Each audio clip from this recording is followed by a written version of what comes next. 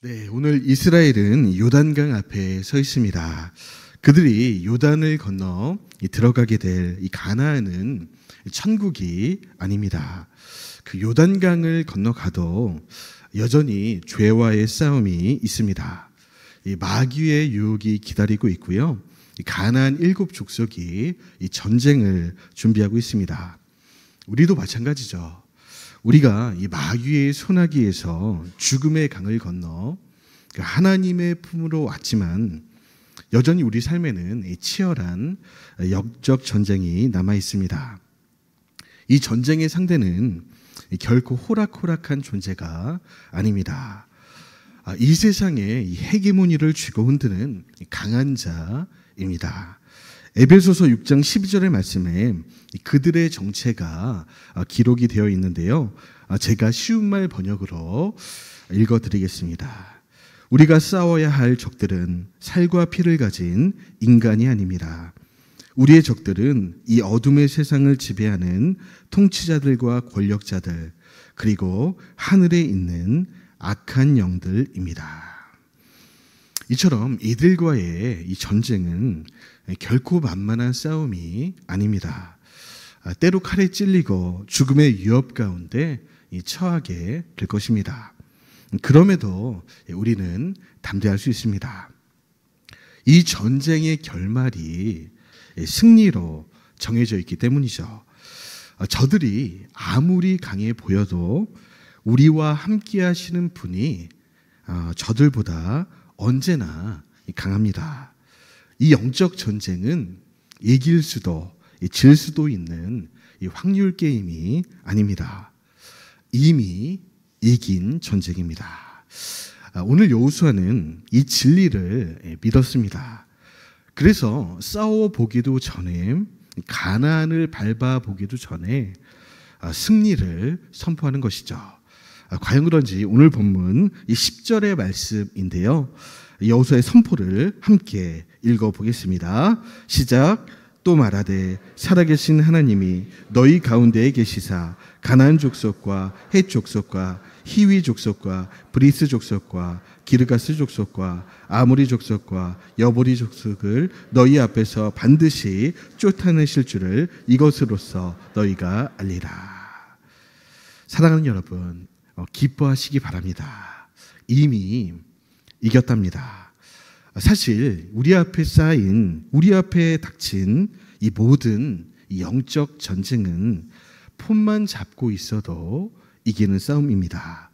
이 전쟁에 우리의 능력이 필요하지 않습니다. 오히려 우리의 능력은 방해가 됩니다. 우리가 할 일은 능력의 하나님께 붙어 있는 것입니다.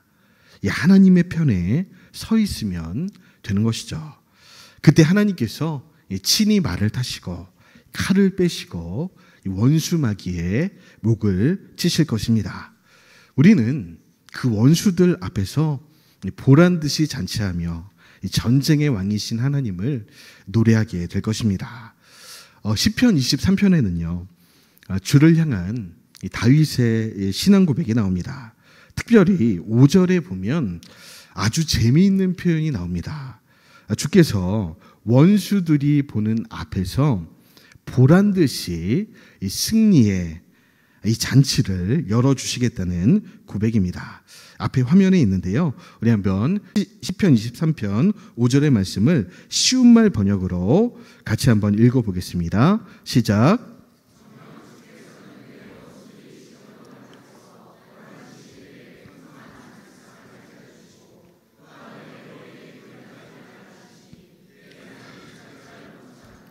우리 하나님 너무 멋있지 않습니까?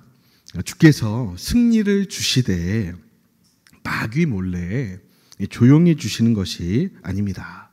그 원수 마귀의 눈앞에서 보란듯이 승리의 잔치를 열어주시겠다 약속하시는 것이죠.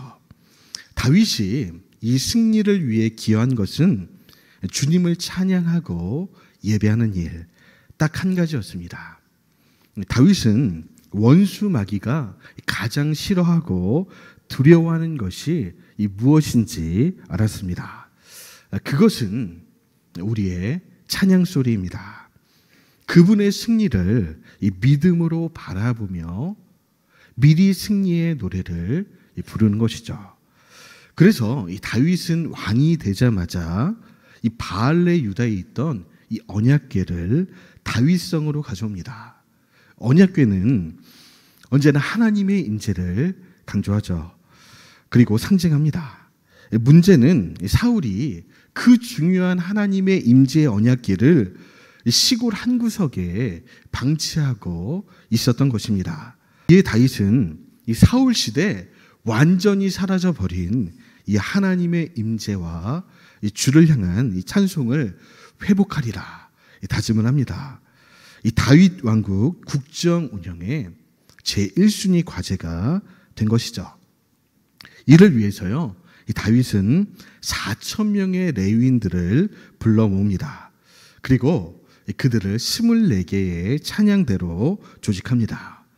이 찬양대들은 순번을 나누어서 24시간 내내 이 성막에서 언약궤 곁에서 찬송을 올려드리는 그런 임무를 부여받게 됩니다. 쉬는 순번엔 이 악기를 만들고 찬송시를 씁니다. 그 찬송시에 곡조를 붙여 부른 그렇게 탄생한 이 찬송가들이 지금 우리가 눈으로 읽고 있는 이 시편이 되었습니다. 주께서 이 나라, 찬양하는 나라에 복을 주셨고 어디로 가든지 이 승리를 허락하셨습니다. 칼과 창이 아니라 이 찬양과 예배로 이 승리하는 이 제국이 된 것이죠. 사랑하는 여러분, 이처럼 우리의 찬양에는 능력이 있습니다. 찬양하는 가정은 결코 망하지 않습니다. 예배하는 가정은요, 7번을 넘어져도 8번째 다시 일어납니다. 우리의 찬양은 마귀를 이기고 이 불평과 원망을 이기고 지옥을 이깁니다. 내 연약함을 이기고 이 불우했던 이 환경들을 이기고 이 사망 권세를 이깁니다. 우리의 찬양은 또한 치유의 능력이 있습니다. 우리가 찬양할 때 우리를 묶고 있던 이 모든 절망과 우울, 이 고통과 두려움이 떠나가게 될 것입니다. 아멘이시죠? 우리 좌우 앞뒤 사람과 선포하며 나아가겠습니다. 찬양이 능력입니다. 우리 뒷사람과도 이미 승리하셨습니다. 네, 우리의 영혼이 찬양을 시작할 때 이미 승리한 것이죠. 이 모세 시대에 이 출애굽한 백성들은 이 홍해 앞에 섭니다. 당시 상황은요, 도저히 찬양이 나올 수 없는 진퇴양난의 그런 현실이었습니다. 뒤로는 이 바로의 군대, 마귀의 군대가 쫓아옵니다. 앞에는 죽음의 강이 넘실거리고 있습니다. 앞으로 가도 죽고 뒤로 가도 죽습니다. 그때 모세의 선택은요, 눈을 들어 하늘에 계신 아버지를 주목하는 일이었습니다. 그리고 문제보다 크신 하나님을 믿음으로 선포합니다. 너희는 두려워하지 말고 가서 가만히 서 있으라. 가만히 서서 오늘 너희를 위해 행하시는 이 여호와의 위대한 구원을 보라. 오늘 여호와께서 너희를 위하여 싸우시리니 너희는 가만히 있을지니라. 그렇습니다. 어차피 우리의 힘으로는요, 홍해를 가르지 못합니다. 이 하나님께서 미리 갈라놓으신 이 홍해 바다를 건너갈 뿐이죠. 그렇게 이 출애굽 1세대들은요, 하나님의 일하심을 가만히 바라봅니다. 어쩌면 가만히 있는 것이 출애굽 1세대들에게 요구되는 믿음이었던 것이죠. 결국 그 믿음으로 홍해는 갈라졌고 이스라엘은 승리하게 됩니다. 이제 40년의 시간이 흘러서 여호수아 시대가 되었습니다. 이 홍해 앞에 서 있던 이 백성들은 광야에서 다 죽었고 그 후손들이 이 요단강 앞에 서 있습니다. 재미있는 것은요, 그 옛날 홍해를 미리 갈라놓으셨던 그 하나님께서 이제는 이 요단강을 갈라놓지 않으십니다. 오히려 여호와의 약속을 믿고 너희가 먼저 요단 강물을 밟으라고 명령하십니다. 너희가 먼저 밟으면 바로 그때 하나님의 일하심이 시작될 것이다. 오늘 본문 12절 13절의 내용인데요. 우리 한번 12절 13절의 말씀을 한 목소리로 읽어보겠습니다. 시작. 이제 이스라엘 지파 중에서 각 지파에 한 사람씩 12명을 택하라. 온 땅의 주 여호와를 계를 맨 제사장들의 발바닥이 유단물을 밟고 멈추면 유단물 곧 위에서부터 흘러내리던 물이 끊어지고 한 곳에 쌓여 서리라. 아멘.